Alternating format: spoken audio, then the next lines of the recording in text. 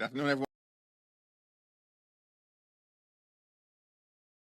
Went on an 8-week taxpayer-funded vacation while shutting the government down and hurting the American people.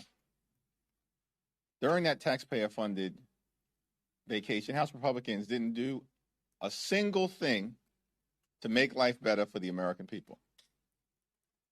We've been back now in session legislatively for 2 weeks, and yet they still have not produced a bill to drive down the high cost of living, to address the Republican health care crisis, or to make life better for everyday Americans.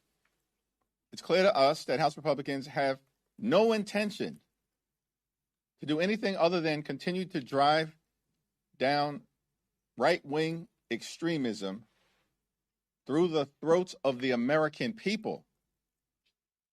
House Republicans promised, along with Donald Trump, that they were going to lower costs on day one. Costs aren't going down in the United States of America. Costs are going up. Housing costs, through the roof.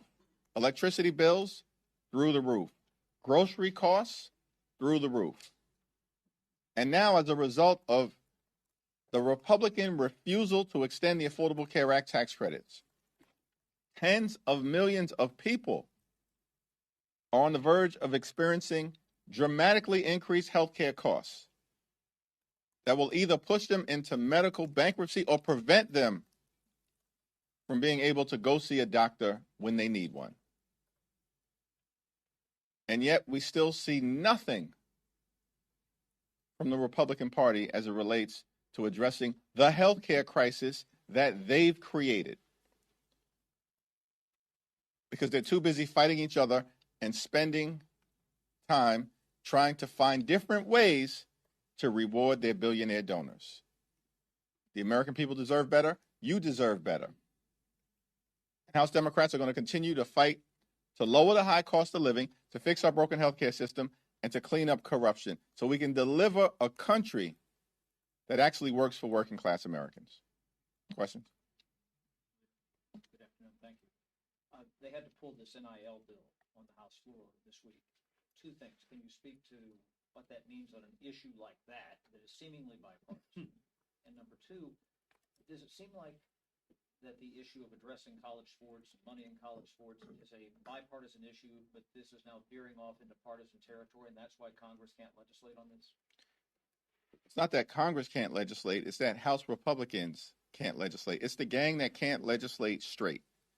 These are individuals who continue to take a my way or the highway approach. First of all, what exactly was the rationale to bring a bill related to college sports to the floor this week at the same time that Republicans refuse to extend the Affordable Care Act tax credits? Shouldn't we put the health care of the American people first, particularly when the votes clearly don't even exist to bring the so-called SCORE Act to the floor? The question that a lot of people are asking this week related to the SCORE Act legislation is, who exactly directed Mike Johnson and Steve Scalise to bring this bill to the floor this week? Was it the big donors connected to LSU? That legislation would not have benefited college athletes. It would hurt college athletes. Take away the antitrust exemption. It would preempt the ability of states to actually pass legislation that promotes the health, the safety, and the well-being of their own college students. It would take away legal rights to seek redress. The organized labor unions across the country were strongly opposed because it undermined the ability of college athletes. It undermined their freedom to negotiate, took away collective bargaining rights. And of course, the players' associations across every sports league, led by the NFL Players Association, were opposed to it because they concluded, when evaluating the bill on the merits, that it would actually hurt college athletes, not help them?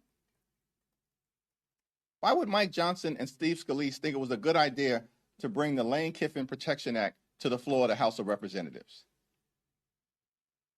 Legislation that would do nothing to benefit college athletes and everything to benefit coaches like Lane Kiffin, who got out of town, abandoned his players in the middle of a playoff run to go get a $100 million contract from LSU, the home state of Mike Johnson and Steve Scalise. People are asking the question, why did you decide to bring this bill this week with all the other issues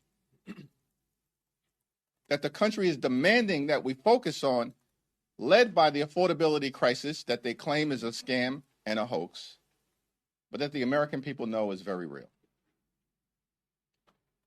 This morning, a bipartisan group of members led by Gottheimer and Kiggins announced a framework which, if the Democrats decided to back it, would have enough Republican votes in the House. Are you encouraging Senator Schumer to look at other options as opposed to the 3-year clean extension that he currently announced, which is not expected to get 60 votes in the Senate? The path forward that has the greatest number of votes in both the House and the Senate is a 3-year extension of the Affordable Care Act tax credits. Time has run out. Republicans have been promising all year that they were going to get to addressing the health care crisis that they themselves have created. But clearly, they've had no intention to do anything about keeping health care affordable, beginning with extending the Affordable Care Act tax credits. This is December. The tax credits expire at the end of this month. What has taken so long? We started to raise this issue with great urgency in the spring, while Republicans were trying to jam the one big ugly bill down the throat of the American people. They somehow found the time to enact the largest cut to Medicaid in American history, cut $186 billion from SNAP, the largest cut to nutritional assistance in American history, and then with great urgency, these Republican extremists enacted massive tax breaks for their billionaire donors and skyrocketed the debt by more than $3 trillion. And they made those massive tax breaks permanent. And now there's no viable path forward that Republicans in the House or the Senate have put forth to address the fact that the Affordable Care Act tax credits are expiring. I mean, the time has long passed to do anything other than move forward with the legislation that will be triggered by the discharge petition that House Democrats have filed that has every single House Democrat on it, 214, which means all we need are 4 House Republicans. Out of 219, we only need 4 to join us. And we can get this legislation onto the floor and out of the House. And I'm thankful for the leadership that Chuck Schumer and Senate Democrats are showing in triggering an up or down vote on a 3-year extension in the Senate.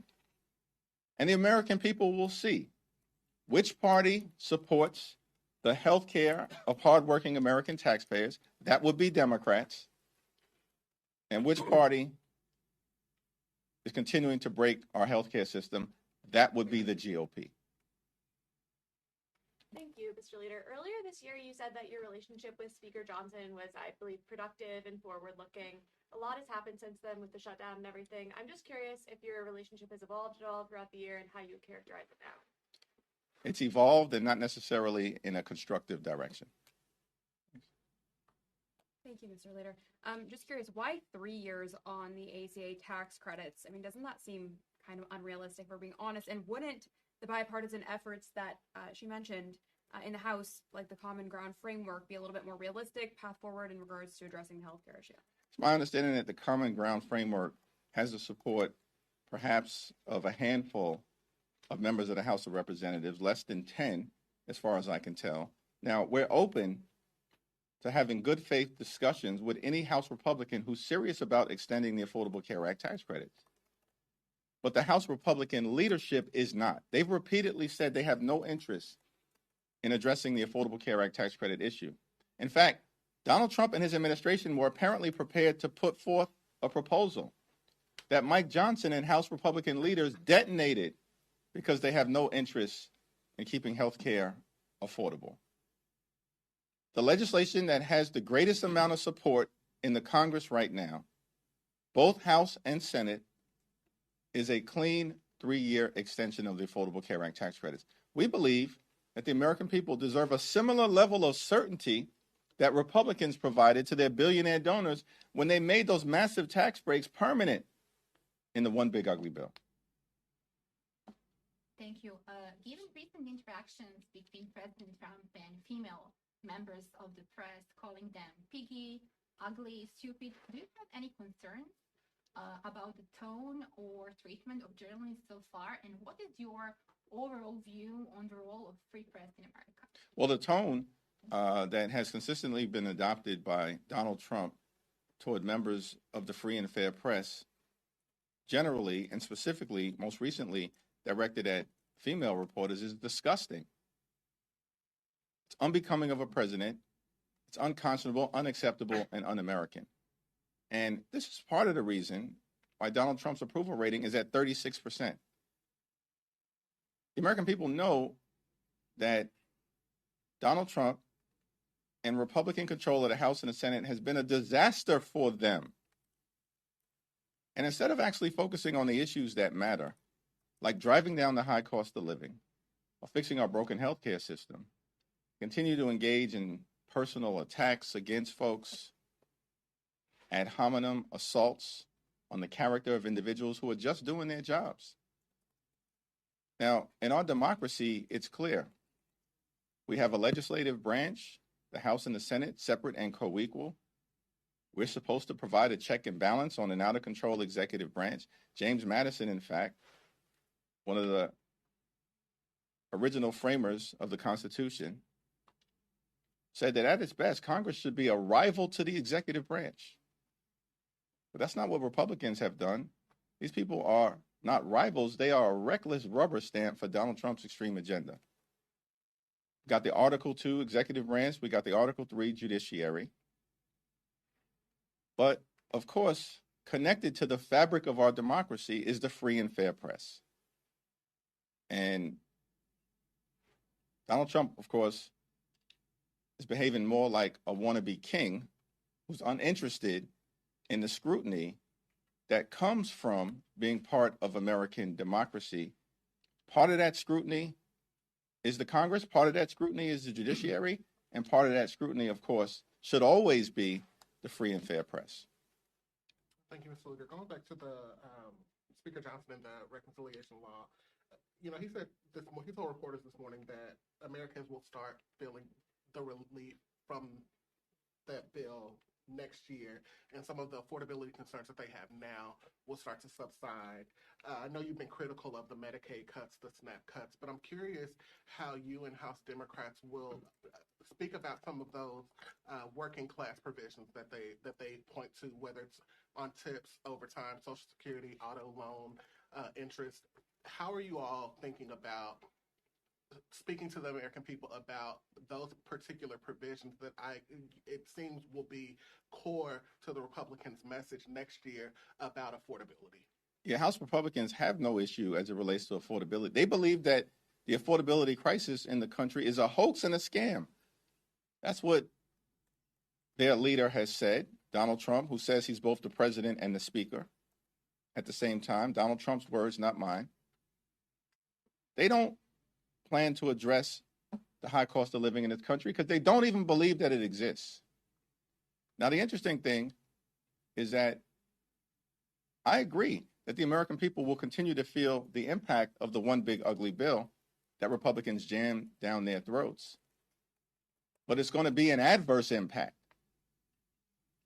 because hospitals and nursing homes and community-based health centers are going to continue to close as a result of Republicans enacting the largest cut to Medicaid in American history. Electricity bills are skyrocketing because of the Republican attack on the clean energy economy. Clean energy is cheaper energy, but they gutted those provisions of the tax code. Republicans did so they could reward big oil and their donors. But as a result, the American people are seeing their electricity bills skyrocket. And then, of course, if you rip $186 billion from SNAP, which Republicans did in their one big ugly bill, they're going to cause everyday Americans to go hungry. We're talking about 42 million people, 16 million children who are going to be hurt by what Republicans did in their one big ugly bill, 8 million older Americans, and over 1 million veterans who rely on SNAP. And so the adverse impact, the harm that Republicans have done to the American people, actually, we're just scratching the surface in terms of the hurt that everyday Americans will experience. And then we have the ongoing Trump tariffs, which, of course, in real time are increasing costs on the American people by thousands of dollars per year. And the American people know it in terms of what they're paying now for groceries and for goods. The American people are concerned about the fact that housing is totally out of control, healthcare is totally out of control, childcare is totally out of control, and Republicans have no plan to deal with any of it. Donald Trump is fighting with Marjorie Taylor Greene. Marjorie Taylor Greene is fighting with the House Republican Conference. Corey Mills is fighting with Nancy Mace. Nancy Mace is fighting with Mike Johnson. Mike Johnson is fighting with Elise Stefanik. Elise Stefanik is fighting with Lisa McClain. The whole thing is a mess. The 119th Congress has turned into a bad episode of Republicans Gone Wild. And here's the problem. Republicans are so busy fighting each other, they can't be bothered to fight for the American people. Big difference between us and them. House Democrats are going to continue to fight for you to drive down the high cost of living and to fix our broken healthcare system. Yep, you got it. Okay. Brooklyn Borough President Antonio Reynoso got his name for Rep. Velasquez's spot for next Congress. He's a Brooklyn guy, you're a Brooklyn guy. Do you talk to him yet? And at what point do you start really focusing on 2026? Yeah, I have not had a conversation with Borough President Reynoso. I did note with great interest that he decided to jump in the race. He's a well-respected public servant. I have no plans to get involved in the 7th Congressional District race at this time or perhaps at any time. Two-pronger here. One, are we staring down the possibility that, quite frankly, nothing is going to be done on healthcare? I mean, is that kind of your operating assumption? And if so, are you basically, has this whole scenario proven you true from the shutdown? And two, if there was a vote of no confidence in Johnson, which is certainly much more of a live wire than it was a couple weeks ago, what would you tell your members to do? Well, we'd have to have that discussion in terms of what House Democrats might do to the extent there is such a vote. But clearly, nothing that the Speaker of the House has done over the last several months has endeared himself to Democrats in the Congress. Congresswoman Luna has filed a discharge petition earlier this week that would force a vote on the stock trading ban bill that Congressman Magazine or Congressman Roy have been working on. Do you anticipate supporting that, and would you anticipate Democrats broadly supporting that? Well, we haven't had a caucus-wide conversation about the best path forward, but there's overwhelming support for the legislation to ban congressional stock trading. It is long past time that is done. I think part of the challenge, again, is that Mike Johnson apparently said he's got zero interest in moving the legislation that is actually bipartisan, led by Chip Roy and Seth Magaziner. Mike Johnson, zero interest in banning congressional stock trading.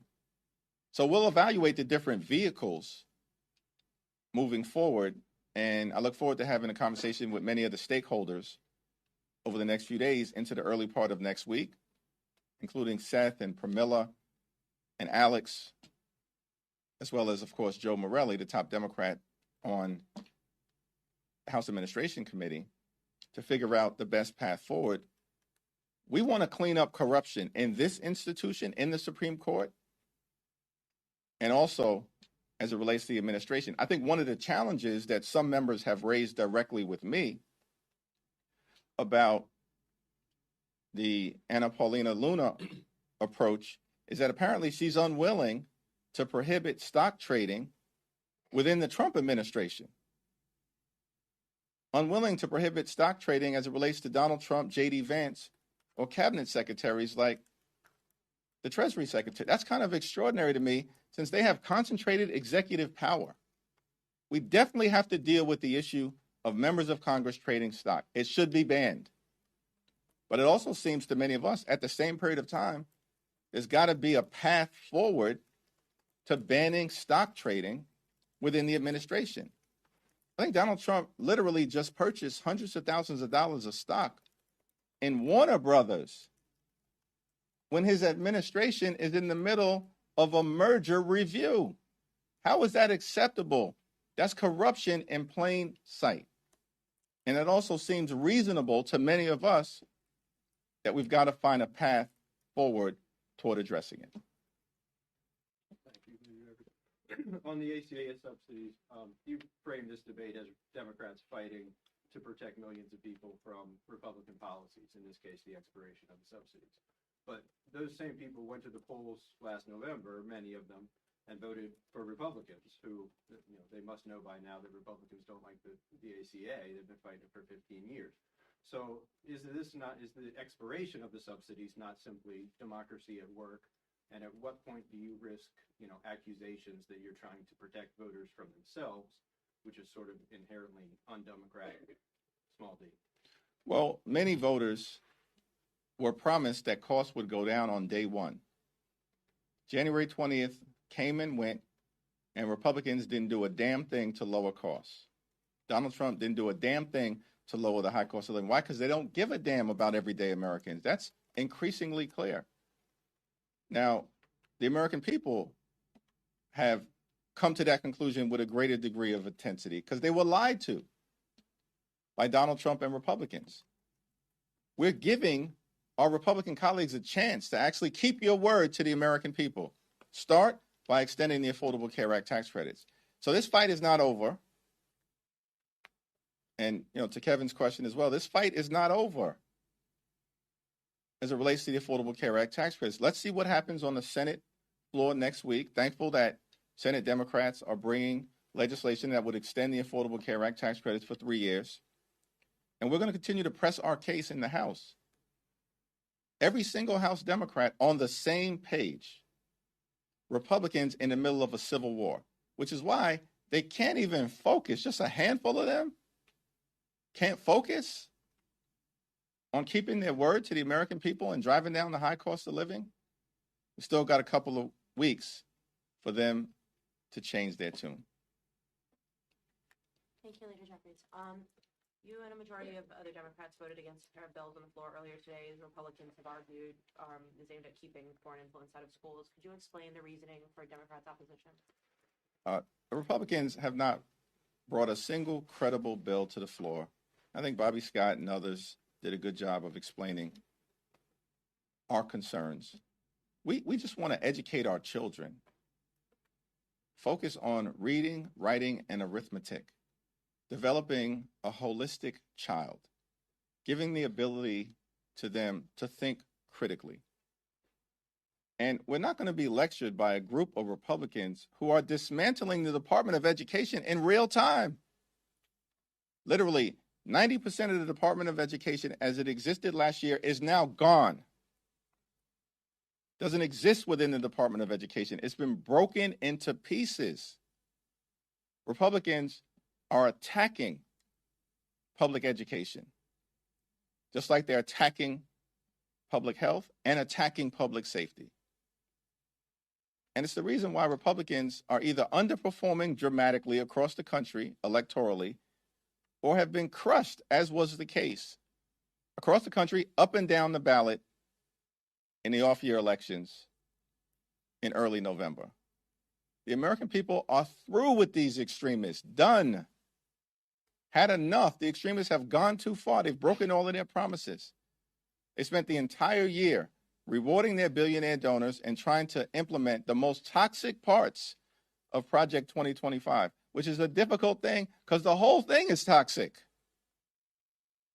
But they've been focused on doing things that they know will harm the American people.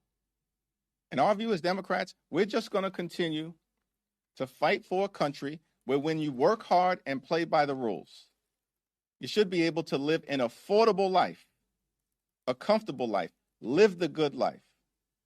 Good paying job, good housing, good health care, good education for your children, and a good retirement. Not too much to ask for in the United States of America, the wealthiest country in the history of the world. Thank you.